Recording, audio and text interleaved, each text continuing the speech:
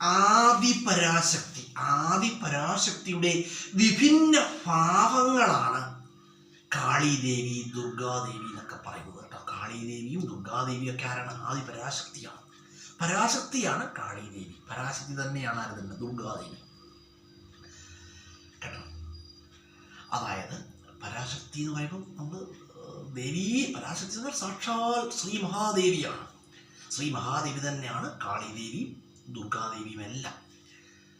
അതുപോലെ തന്നെ ബ്രഹ്മാദി ദേവകൾ പോലും ആപത്ഘട്ടത്തിൽ സ്മരിക്കുന്നത് ആരുടെ രൂപമാണ്? ആദിപരാശക്തിയുടെ രൂപമാണ്. അതുപോലെ ദേവന്മാർക്ക് ആപത്ഘട്ടങ്ങളൊക്കെ ഉണ്ടാകുമ്പോൾ പരാശക്തി കാളീരൂപത്തിലോ അല്ലെങ്കിൽ ദുർഗാരൂപത്തിലോ എത്തി ഈ അസുരന്മാരെ സംഹരിക്കുകയും ദുഷ്ടന്മാരെ സംഹരിക്കുകയും സജ്ജനങ്ങൾക്ക് രക്ഷ നൽകുകയും ചെയ്യാറുണ്ട്.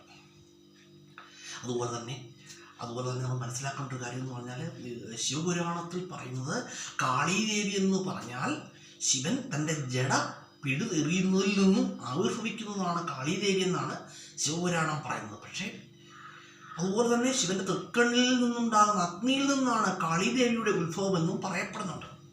എന്നാൽ ദേവീ ഭാഗവതം പറയുന്നത് പാർവതി തന്നെയാണ് കാളീദേവി എന്നാണ്. കാളീദേവിയും ദുർഗാദേവിയും ഒക്കെ ആര് തന്നെയാണ്? ശ്രീപാർവതി തന്നെയാണെന്ന് ദേവീ ഭാഗവതത്തിൽ പറയുന്നുണ്ട്. ദേവീ ഭാഗവതം എഴുതിയതാരാണെന്ന് അറിയാമോ? ദേവീ ഭാഗവതം എഴുതിയതാരാണ്?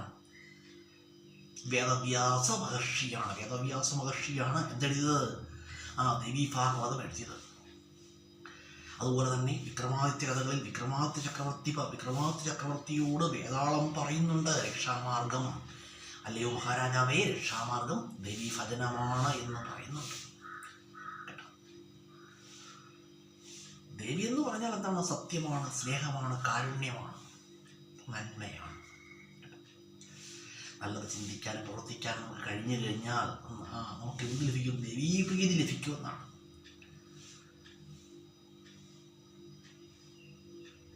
ഇന്ന് കേരളത്തിൽ ഏറ്റവും കൂടുതൽ ഉള്ളത് ദേവീക്ഷേത്രങ്ങളാണ്. നമ്മൾ ഓരോ ഗ്രാമത്തിൽ പരിശോധിച്ചാൽ മനസ്സിലാവും, ഒരു ഗ്രാമത്തിൽ ഏറ്റവും കുറഞ്ഞത് ഒരു ദേവീക്ഷേത്രത്തിൽ ഉണ്ടായിരിക്കും. ഏറ്റവും കുറഞ്ഞത്. ദേവി എന്ന് പറഞ്ഞാൽ പ്രകൃതിയാണ്, ഈ സത്യപ്രപഞ്ചമാണ്. അതുപോലെ തന്നെ മിക്കവരുടെയും കുടുംബക്ഷേത്രങ്ങളിലൊക്കെ പ്രതിഷ്ഠ എന്തായിരിക്കും? ഭദ്രകാളി ദേവിയായിരിക്കും. ഇപ്പം എൻ്റെ കുടുംബക്ഷേത്രത്തിലെ പ്രതിഷ്ഠയും അത് തന്നെയാണ്, ഭദ്രകാളി ദേവി തന്നെയാണ്.